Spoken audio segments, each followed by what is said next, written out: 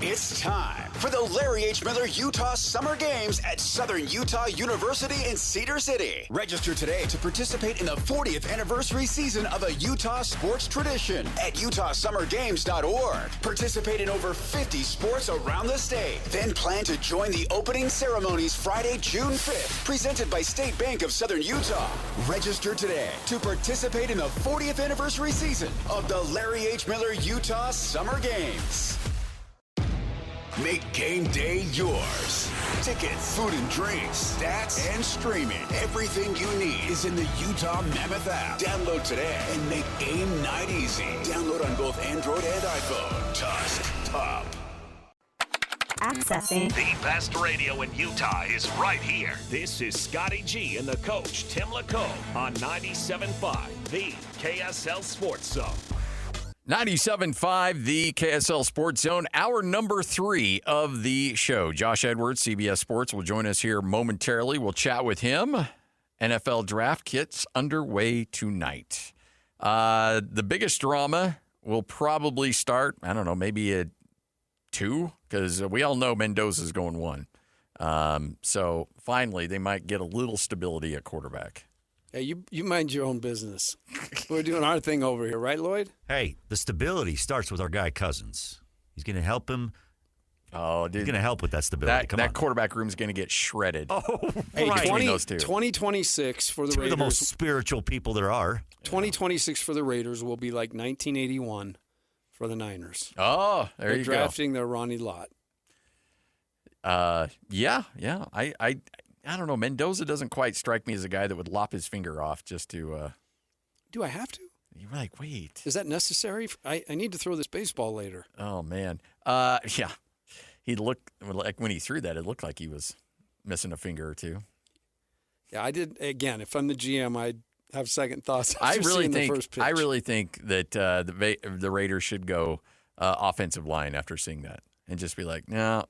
We're going to, but then we saw that first pitch, and we're gonna pivot. About that, yeah. We're not going to be able to. With do that. That being said, it's going to be Mendoza. All right, so you've got a rookie and then a 35-year-old as your quarterback there in Vegas. After that, the Jets will be on the clock. Then Arizona. I'm really curious to know, and we'll chat with Joshn Edwards about this.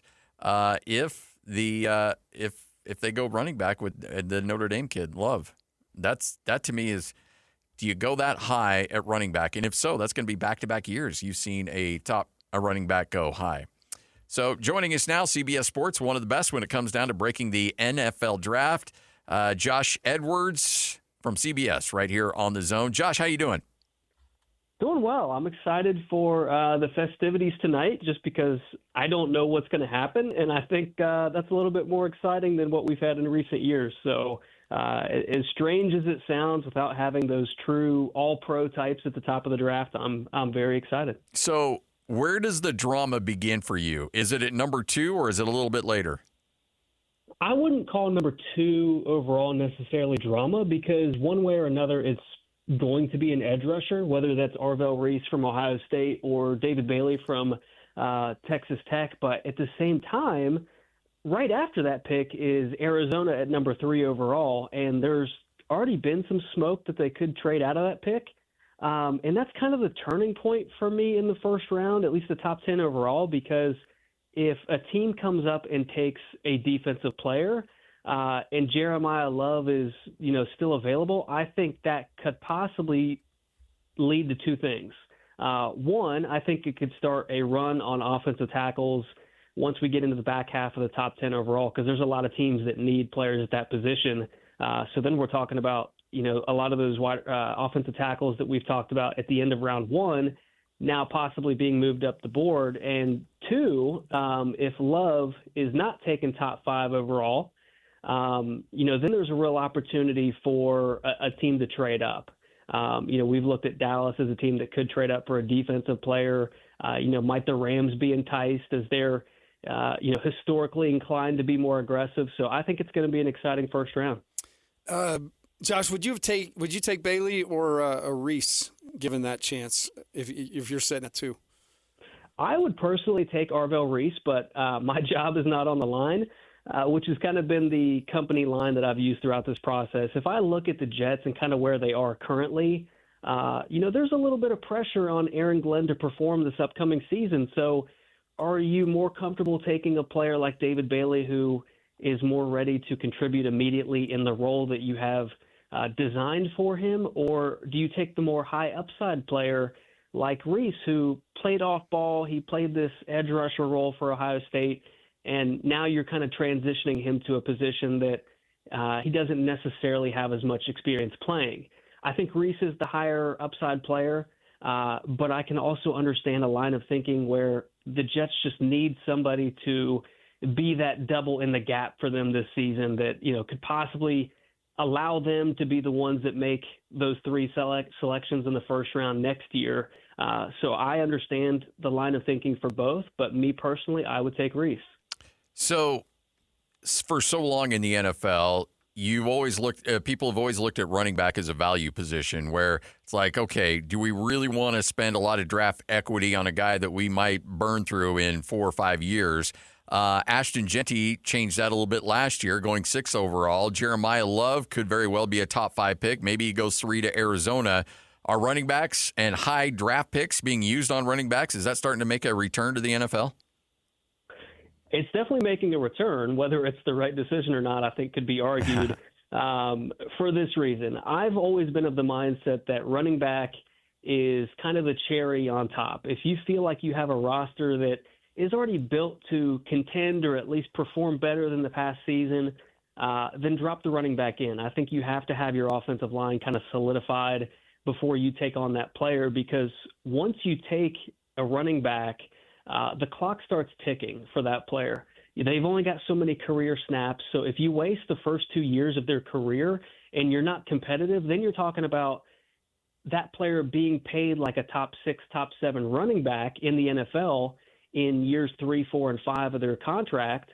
And you're going to have to pay them right around the corner. So, if you waste those first 2 years on a running back, I just don't think you're getting the value that you really look to achieve in the top 10 overall. So, if a team has a roster that is ready to compete now, running back is great. But if you're a team that is still a year or two away, I think it's a luxury pick that you just cannot afford to make.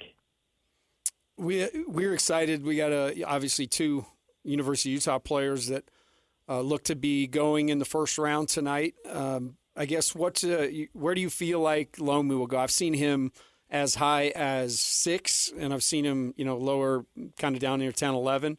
Where do you feel like he'll go? And then where do you feel like maybe the best place for him? I would love to see him end up in San Francisco for 2 reasons. One, he would have the luxury of sitting and waiting behind Trent Williams for possibly a year, learning from an all-pro caliber player, someone who has played the position at a very high level. I think that's an invaluable graduate-level experience that most offensive linemen are not afforded. At the same time, I also think it's a great scheme fit for him because he's more athletic. He's somebody that thrives moving in space, so I think he would be a good fit for the scheme that Kyle Shanahan deploys. It's going to be really exciting for both of those Utah guys. I think there's a chance that Fano could be the first offensive lineman drafted, with Francis Maui-Noah from Miami being a player that, has some concerns with medicals late in the process. And then that whole Fano family, Logan's going to hear his name at some point too, in all likelihood. They've, got a rich history there with the Utes. So I think there's a lot of reasons to be excited if you're a Utah fan. You look at I was going back and I referenced this earlier in the show. George Payton, the general manager of the Broncos, made reference to why he signed a guy as an undrafted free agent after last year's draft that came from the University of Utah. And he said, these Utes have been pretty good to us, and we like the system they come from, and they feel like they're more NFL ready. Are there certain schools that just seem to produce better NFL players than others? Yeah, without a doubt. And I think sometimes it varies positionally. There's certain schools where you just know they're being taught the right way. Fresno State is not a big school, but they've done pretty well producing defensive backs. Same with San Diego State. Now a lot of those guys are moving up through the transfer portal, but Yeah, there's definitely something that can be said for a program that operates in a professional way. Their players are held to a certain level, a certain standard. There's a level of accountability where you take that player, you bring him onto your NFL team, and you just kind of know he's going to do what he's supposed to do. I think there's a lot of value in that, and I think, there's a reason that some teams kind of stay with certain schools. You look at Philadelphia. I mean, they historically draft a lot of Georgia players because those players have a standard. They kind of know what it's like playing in the NFL before they get to the NFL.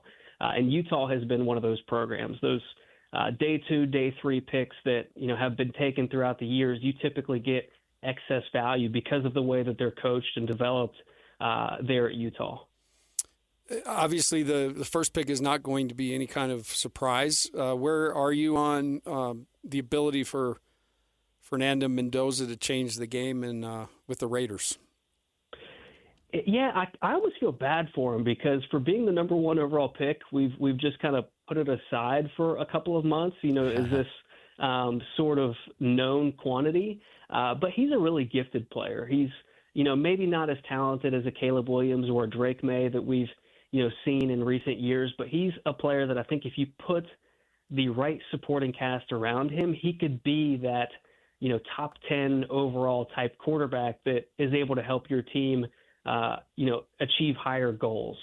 I don't know that he's going to be able to do that himself, at least consistently. And I think that's why it's so important for Las Vegas to continue what they've already started doing, which is supporting that young player, bringing in Kirk Cousins so he doesn't have to start immediately, bringing in Tyler Linderbaum, the free agent center, so he doesn't have to handle, the blocking adjustments at the line of scrimmage, take some of the pressure off of his plate. So you have to continue to support him with good players. But I think in that system, if he is given enough players to throw the ball to and, Ashton Genty is given room to run, I think that is an offense that, could really blossom quickly. And, I don't foresee Mendoza being that consistent top 5 quarterback the way that Mahomes and Josh Allen and, some other players of that nature are.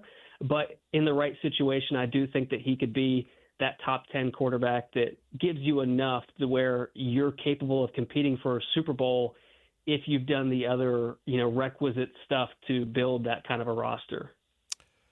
Where are your thoughts on Jack Kelly? Tremendous college linebacker. Sometimes that doesn't always translate to the NFL. Seemed like he put up good numbers in the offseason. Where do you think he'll go in the draft if he does go? I'm kind of leaning day 3 at this point. He's tough. He's versatile.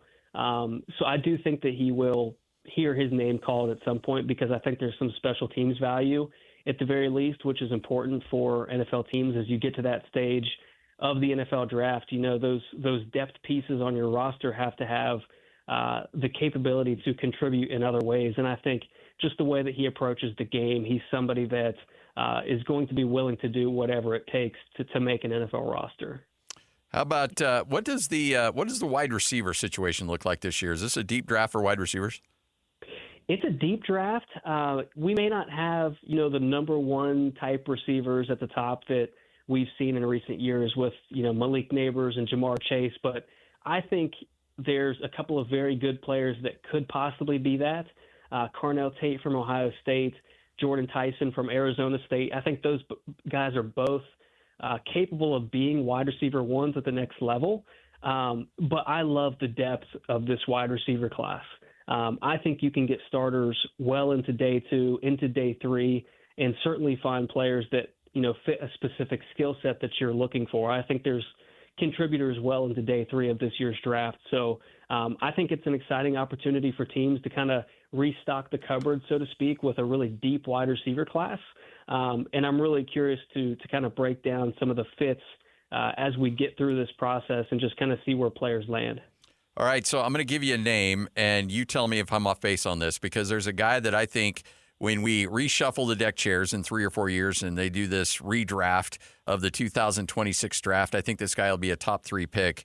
Caleb Downs, the safety from Ohio State.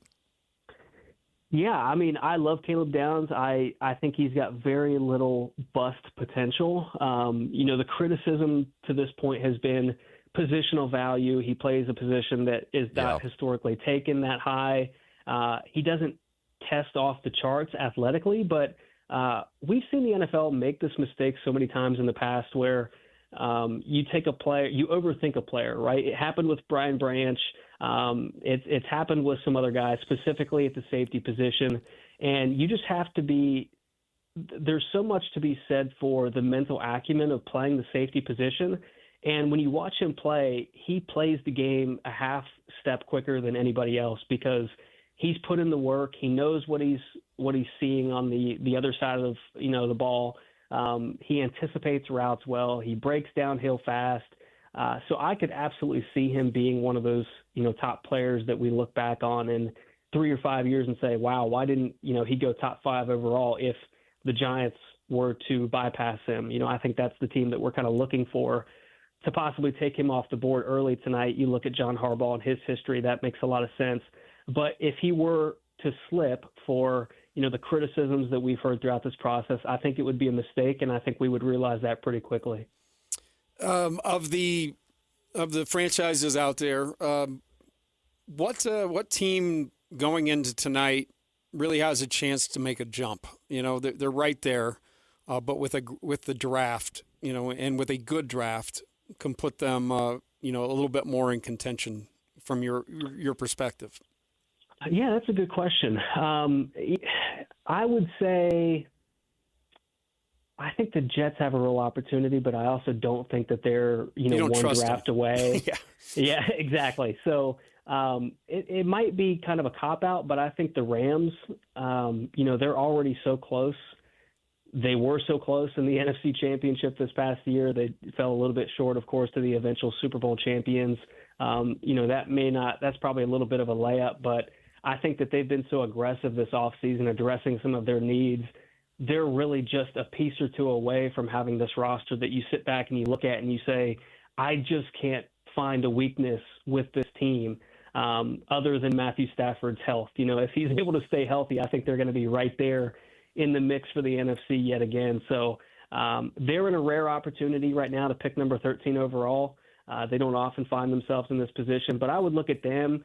And I wanted to say the Ravens as well, but that's not necessarily – that's kind of cherry picking as well. And I think they're probably more likely to take an interior offensive lineman, which, how much is that really going to move the needle towards your championship goals? But if they go out and they get like a Kenyon Sadiq or somebody like that can be moved around and used on offense, then they would also be, a possible answer to that question. Joshn Edwards, NFL draft guru, CBS Sports, kind enough to join us here on 97.5, the KSL Sports Zone. Does Ty Simpson hear his name called in the first round?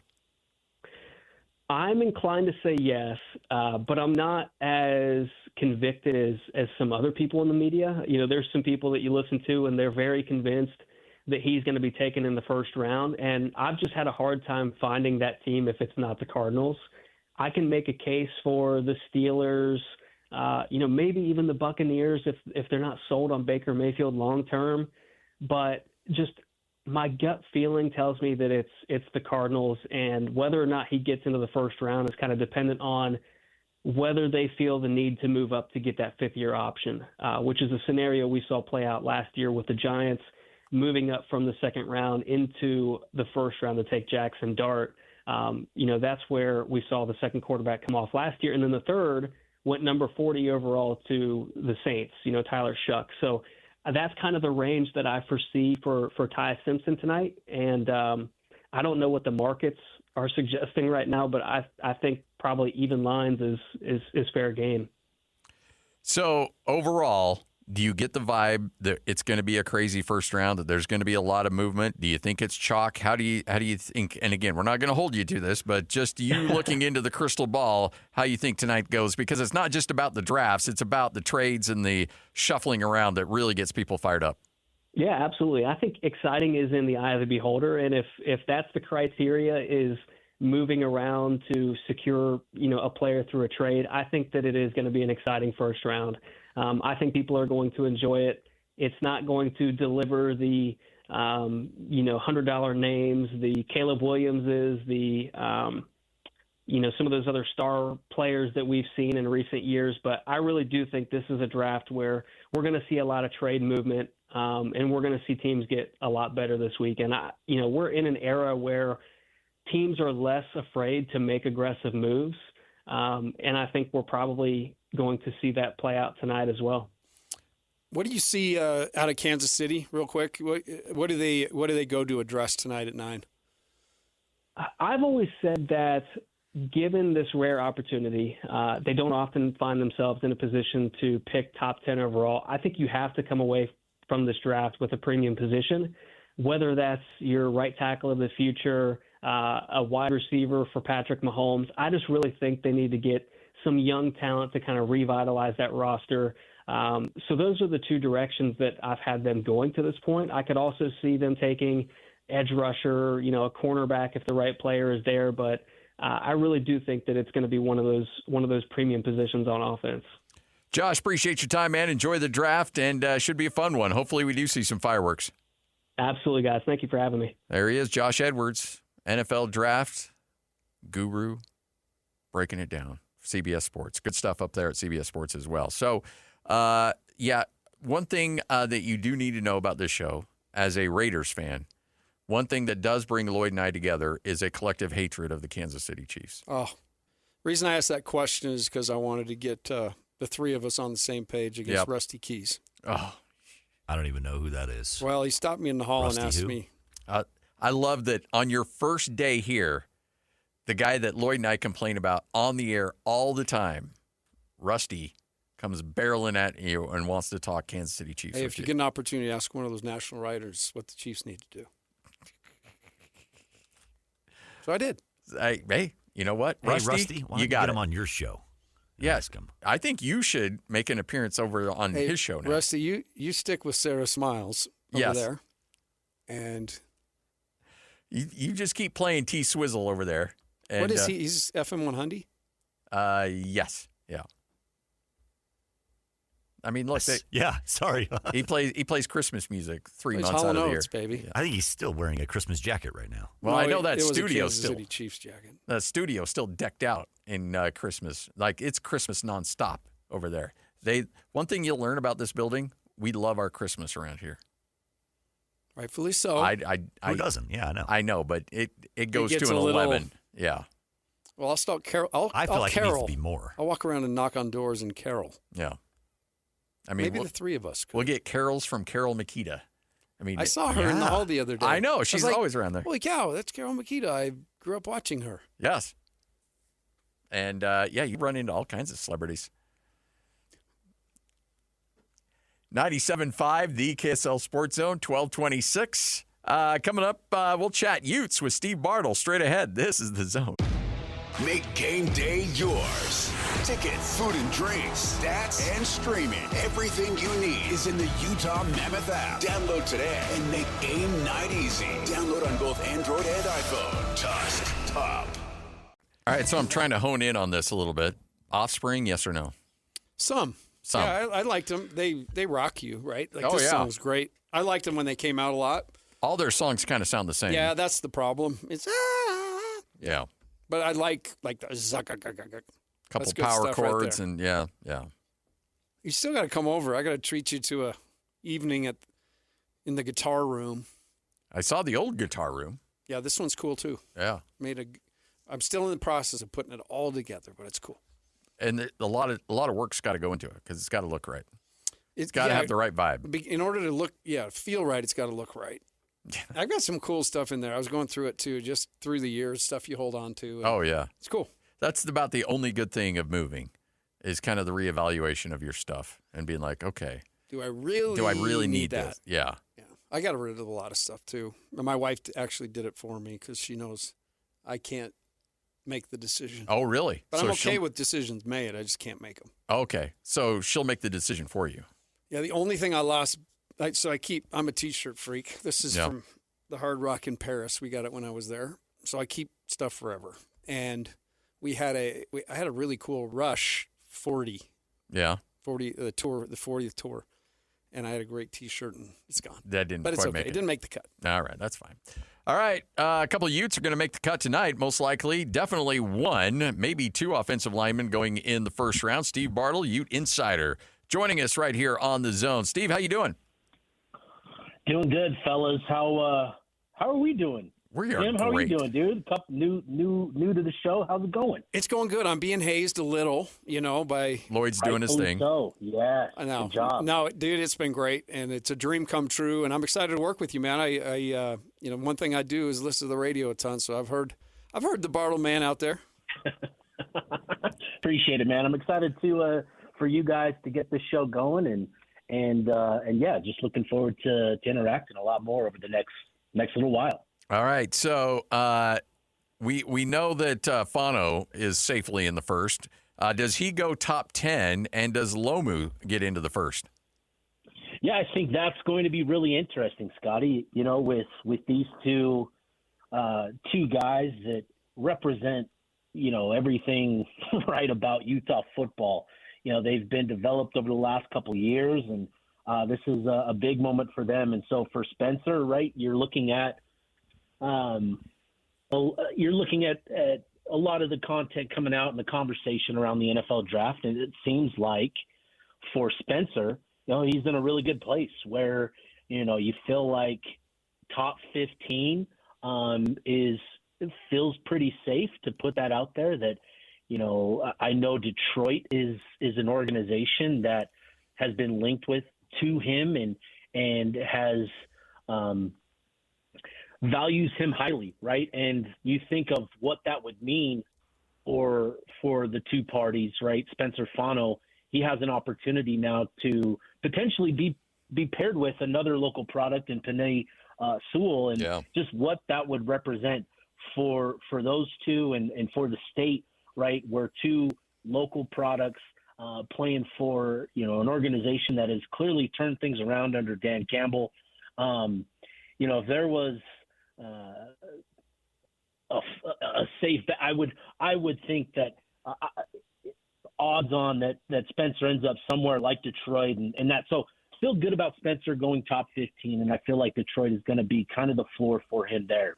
With Caleb, it's going to be a little interesting, right? He doesn't have the same perceived value, the same wide consensus about his game and his value, right? Where everybody sort of views Spencer as a top 10, top 15 prospect overall. Caleb's, he's a little bit further down the board, kind of that late first, early second type of prospect. And what will be interesting is you see it every year, right? And almost every round where there are going to be position groups where organizations get on a run, and you just see a string of positions. And it seems like in the first round, that is going to be the offensive line and offensive tackle group specifically. And what's really interesting about this draft class is that there are a lot of right tackles actually in this group, and not as many pure left tackles like Caleb. So it's interesting in the sense that, Caleb may not have the same individual evaluation like Spencer does, whereas just as an individual, right, Spencer has maybe a higher grade. But in terms of the positional value, where Caleb is that left tackle and one of the very few pure left tackles in this first round class, I think there's a wide range of outcomes for Caleb where he could maybe even see himself go in, the top 20 range potentially, or he may also slide out into the late first and into the early second. So, a wide range of things for these two. I'm excited personally. I'm going to be at Spencer and Logan's draft party tonight, so I'll be, I'll have my boots on the ground to take it all in, and it's such a special opportunity for me. With those two specifically, Spencer and Logan, just what they've meant to the University of Utah. It's pretty cool to have the opportunity to be there tonight and to witness somebody realizing their dreams like Spencer will be able to do tonight. I think you're on something. I think Caleb, because of what you mentioned, has a real good chance of going first round. If they both go first, that's a first, right? Two Utes drafted in the first round the same year. It would be the first, Tim. Yeah. So that would be monumental, and I love the fact that you're going to be there. I'll look for I'll look for some things being sent out from there. And I bet the food's good. I was just going to say that the spread, I bet there is going to be incredible. Yeah, if you got any extra tickets for some of that, let me know. No. There's other names to talk about from the Utes. Dallin Bentley's expected probably to go in the middle rounds. Your thought on Dallin's chances and what he can bring to a team in the NFL? Yeah, Dallin has really kind of put himself on the map, right? Breaking out this season to the tune of 600 yards, 6 touchdowns, came out of nowhere for a lot of people, and has only continued to solidify his draft stock during this pre-draft process, where he was able to go to the combine and put up really impressive numbers there. Went to Pro Day, where Utah was hosted all 32 NFL organizations there, and continued to validate the testing numbers at the combine. Then was able to run routes and stuff. So I feel really confident that Bentley has put himself in a position where he could hear his name called as early as the 3rd round. And considering where he was before the season, where he wasn't even considered a prospect on many radars, to accomplish that over the last 6 months is a credit to him and what he was able to achieve, and sort of the work that he put in over the last few years, not just at Utah, but he was, as a junior in high school, if I remember this correctly, he was a 5'9" wide receiver at Taylorsville High School. And so to get that late growth spurt, just, man, lucky dog, that type of thing, to get that growth spurt going into his senior year, where he then developed into a tight end at Snow College, and then, had to kind of wait his turn at Utah with the tight ends that they had in place. This is a big payoff and the type of story that you love to see, of somebody staying committed to something and just working their way up the ladder, which is what Dallin has done. And, he's embraced that sort of mindset, and I think that's going to carry him, at the professional level for quite a long time.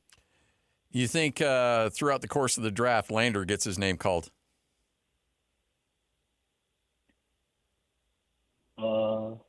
Kind of broke up there. Did you ask about Lander? Yeah. Do you think he gets his name called on throughout this process? Yeah, with Lander, it's going to be interesting because the injuries that he's had to battle through. I think will has certainly played a role in how productive he was, and maybe has zapped a little bit of his athleticism. I still think there's a really good chance that Lander ends up in that day 3.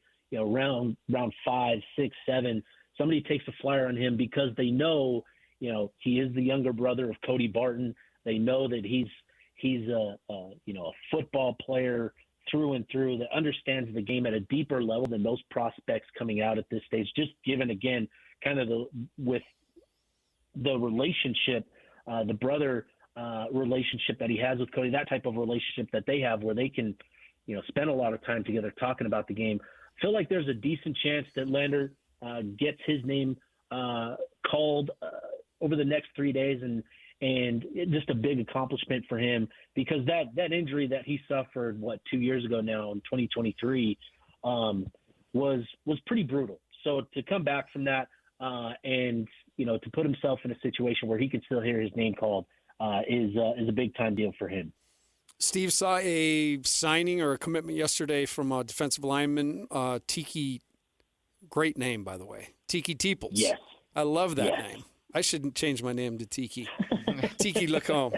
Tiki Teeples. Tell us about Tiki. Looks like he had some good offers and looks to be a promising prospect. Yeah. Utah football picked up a commitment yesterday from Tiki Teeples, and you've got to be a good football player. With a name like that, you've got to be pretty good. And so this is a kid that 6'4", 255, 260 pounds. A defensive lineman, picked up offers from programs like Texas Tech, Kansas State, Iowa State, a number of Big 12 programs, and Utah offered him about a month ago, and has been able to really put themselves in a great situation, in a great place in his recruitment, where they're now able to land his pledge yesterday, I think that says a lot of how much they invested in him over the last few weeks. And it still kind of speaks to the point of emphasis that Utah has as a program where, Utah built themselves up, all those years ago under Kyle Whittingham when he took over, as a program that identifies early, finds kids that have these developmental qualities, and Tiki Teeples, fits that mold. And so he's a guy that can come in that defensive line room and potentially play a couple different positions along the defensive front. And more importantly, he'll have time to develop given the depth that Utah has there now. And I think that's super valuable. So a big pickup, kind of an under the radar one, but one that, with Teeples himself, a promising prospect that, again, just kind of fits the program and what they've been about over the last 2 decades. I was up at the spring game for Utah State, and I was chatting with Bronco a little bit afterwards, and he mentioned that they have a real strong belief that the 5-5 is going to come down to the point where it can affect next season and rosters for next year. Is Utah, and accordingly, they're holding a couple spots open because they would have some guys that they could bring back in that would be eligible. Is Utah anticipating that, or are they kind of leaving themselves a little flexibility in case that comes down? Yeah, it'll be interesting to see what happens with that 5-for-5 because, it could impact the guys currently in the program. It could impact, guys being grandfathered in and where you potentially bring somebody back that you weren't anticipating. I don't have a great sense of, what's on the table for Utah with that. I've been, knee deep in basketball stuff. Oh, yeah. But, I think it's going to be a really fascinating thing because it impacts so much, not even for, beyond next season, but, next season and beyond is the potential impact of this whole decision. And really fascinated to see what it means for football programs specifically. Right now, a lot of the conversation centers around the basketball side of it and guys in the transfer portal that are kind of waiting on this ruling to come down because, a lot of those guys are big men that are 5th and 6th year seniors who, don't necessarily have an NBA a chance at the NBA, but given kind of the market in college basketball, a lot of these big men are hoping to stick around for another year or so to cash in. So, it'll be interesting with that 5-for-5 year and certainly something that, a lot of programs are going to benefit from and potentially even changes the math and outlook on a few different things, for Utah specifically. Well, I had somebody in an athletic department tell me, if you thought the COVID stuff got weird, this could really turn things upside down. Yeah, really. No, I that 100%. Like this changes a lot of the math for Utah. I mean, you think of the quarterback position specifically, right?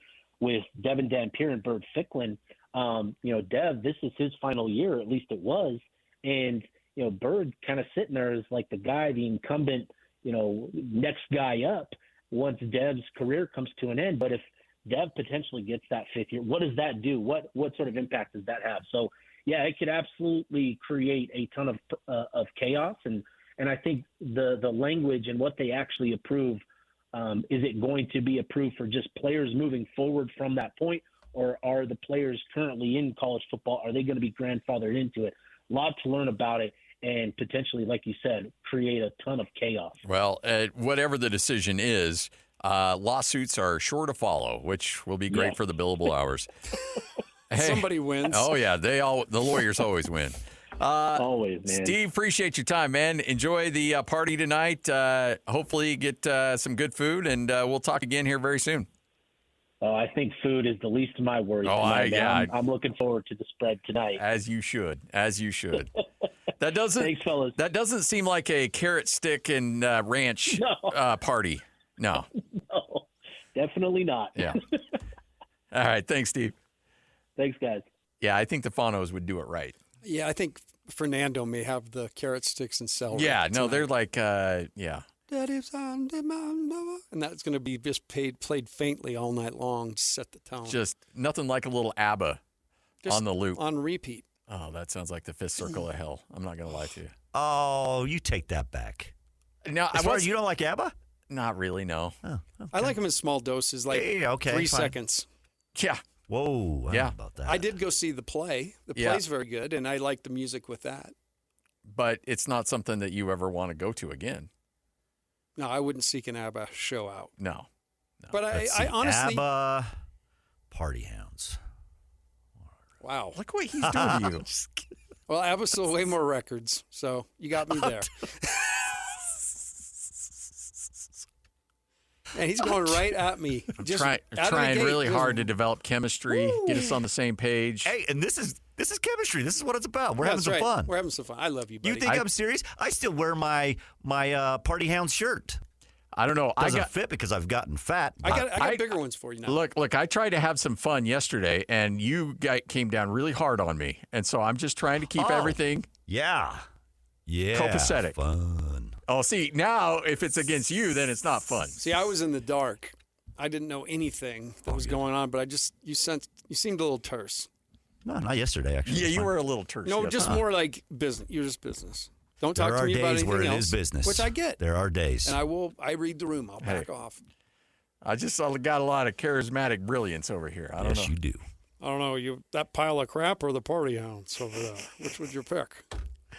All right, 97.5, the KSL Sports Zone. Fallout continues from the Devin Booker. We had another member of the Phoenix team jumping into the fray, and he happens to be the owner. We'll tell you more about that next. 97.5, the KSL Sports Zone. Cougars and Aggies. When it comes to sports in Utah, we've got you covered. This is Scotty G and the coach, Tim LeComb, presented by Mountain Land Supply on 97.5, the KSL Sports Zone.